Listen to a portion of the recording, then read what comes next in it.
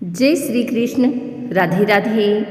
आइए सुनते हैं नरक चतुर्दशी की संपूर्ण पूजन विधि सरल तरीके से कैसे करें नरक चतुर्दशी की पूजा। आइए जानते हैं।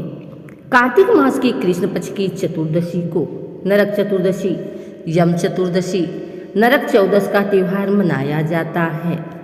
इस दिन यमराज की पूजा करने का विधान है। कहा जाता है कि इस दिन दीपदान करने और यमराज की पूजा करने से यमराज प्रसन्न होते हैं।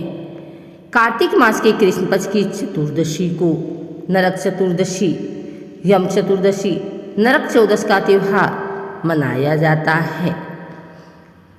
पहली मान्यता यह है कि भगवान श्री कृष्ण ने नरकासुर को इसी दिन मारकर मुक्ति दिलाई थी। इसी खुशी में उत्सव मनाया जाता है।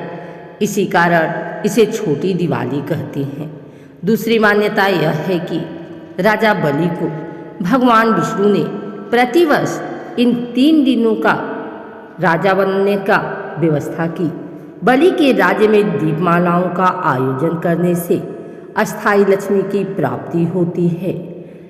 नरक चतुर्दशी के दिन लोग भगवान कृष्ण, काली माता, यम और हनुमान जी की पूजा करते हैं। मान्यता है कि इससे आत्मा की शुद्धि होती है और पूर्व में किए गए पापों का नाश होता है। इसके साथ ही नरक में जाने से भी मुक्ति मिलती है। कुछ स्थानों पर छोटी दिवाली के मौके पर नरकासुर का पुतला दहन किया जाता है। यह देश के विभिन्न इलाकों में मनाया जाता है। पूजन विधि। इस दिन शरीर पर तिल के तेल की मालिश करके सूर्योदय से पहले स्नान करने का विधान है। स्नान के दौरान अपमार्ग एक प्रकार का पौधा को शरीर पर स्पर्श करना चाहिए। अपमार्ग को निम्न मंत्र पढ़कर मस्तक पर घुमाना चाहिए। नहाने के बाद साफ कपड़े पहनकर तिलक लगाकर दक्षिण दिशा की ओर मुख करके निम्न मंत्रों में से प्रत्येक नाम से तिलयुक्त 3-3 जलांजलि देनी चाहिए।